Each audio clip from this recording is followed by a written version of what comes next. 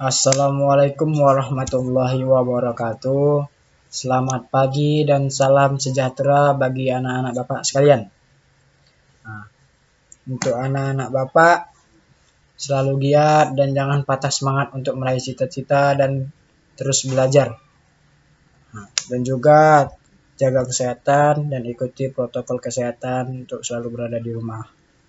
Nah, di sini kita akan membahas tentang materi perawatan sistem utama engine dan mekanisme katup. Nah, adapun bagian dari perawatan sistem utama engine dan mekanisme katup, yang pertama akan kita bahas sistem utama engine, mekanisme katup, perawatan berkala engine, dan perawatan berkala mekanisme katup. Mungkin di pertemuan kali ini kita akan membahas sistem utama engine dan mekanisme katup. Nah, kita masuk yang pertama, sistem utama engine.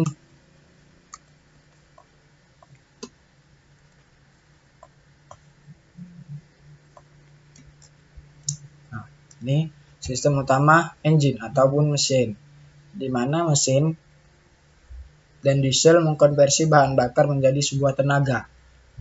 Dalam prosesnya, mesin mempunyai komponen-komponen yang saling berkaitan untuk menghasilkan tenaga mekanis. Komponen utama dan kelengkapan dijelaskan pada bagian berikut. Engine memiliki dua bagian.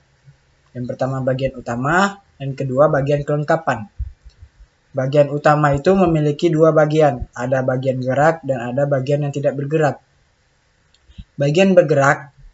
Adapun bagian bergerak, yang pertama itu piston, ring piston, batang piston, poros engkol, mekanisme katup, dan roda penerus. Dan bagian yang tidak bergerak, yaitu kepala silinder, blok silinder, bak engkol, packing, dan manifold. Bagian kelengkapan dari sistem utama mesin engine yaitu sistem pelumasan, sistem pendinginan, sistem bahan bakar, sistem pengapian, dan sistem pemasukan dan pembuangan. Dari komponen-komponen yang Bapak sebutkan ini, mereka memiliki fungsi dan tujuan yang harus dikerjakan pada tempat dan tujuannya masing-masing. Bagian bergerak yang bertujuan untuk sebagai penggerak. Bagian tidak bergerak ini merupakan tambahan dari bagian yang bergerak, dan bagian kelengkapan ini untuk mempermudah dan memperlancar bagian yang bergerak dan tidak bergerak. Dan kemudian masuk ke mekanisme katup. Siklus mesin 4 langkah terdiri dari langkah hisap, kompresi, usaha, dan buang. Di mana katup ini bekerja pada saat langkah hisap dan buang. Mekanisme katup bekerja ketika sumbu camshaft berputar satu kali menggerakkan katup hisap dan buang. Setiap 2 kali berputarnya poros engkol. Nah, di sini akan Bapak sebutkan cara kerja mekanisme katup. Mekanisme katup pada mesin kendaraan berfungsi untuk mengatur pemasukan gas baru ataupun campuran bahan bakar dan udara secara optimal ke dalam silinder dan mengatur pembuangan gas bekas pembakaran ke saluran buang. Nah, ini merupakan gambar dari mekanisme kerja katup.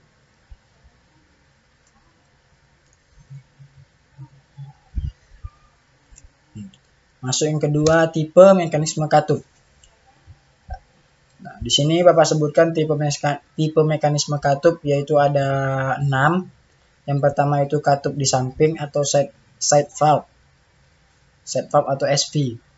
Konstruksi side valve memiliki ciri katup berdiri dan di samping blok motor serta poros kam terletak di bawah. Keuntungannya, konstruksi mesin sederhana, mesin pendek tidak memakan tempat, suara tidak berisik, namun bentuk ruang bakar kurang menguntungkan bagi proses pembakaran yang ideal, dan serta penyetelan celah katup itu sangat sulit.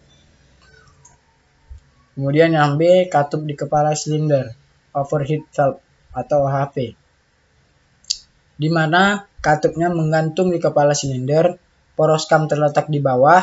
Keuntungannya bentuk ruang bakar yang baik, dan kerugiannya adalah banyak komponen yang bergerak, berarti kelembaban massa besar sehingga tidak ideal untuk mesin putaran tinggi.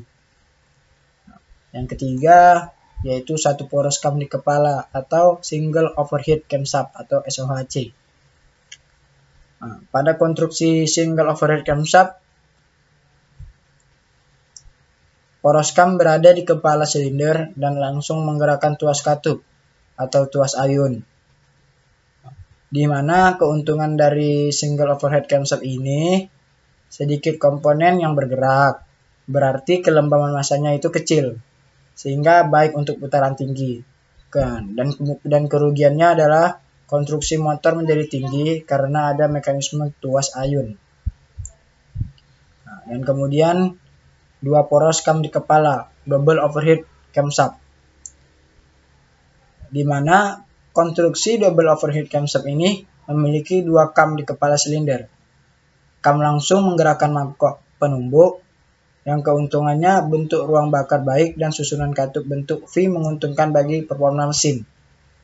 Di mana dan kelembaban massa paling kecil sehingga baik untuk putaran tinggi.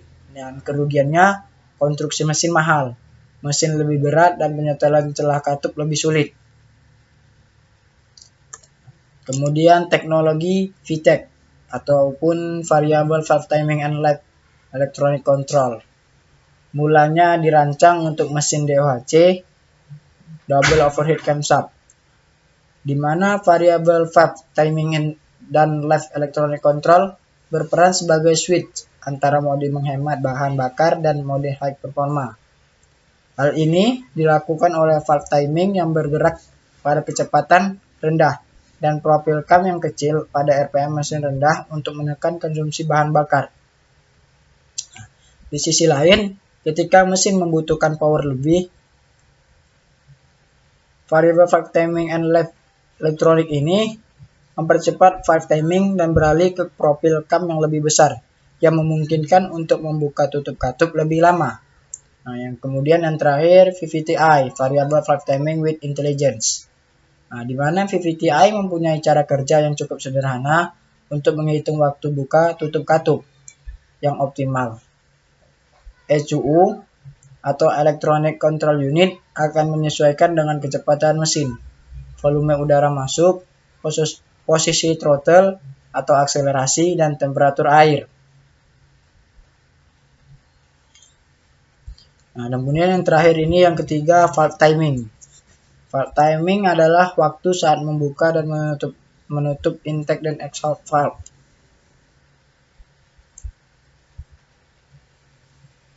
Di mana valve timing ini contoh gambar valve timing engine Toyota.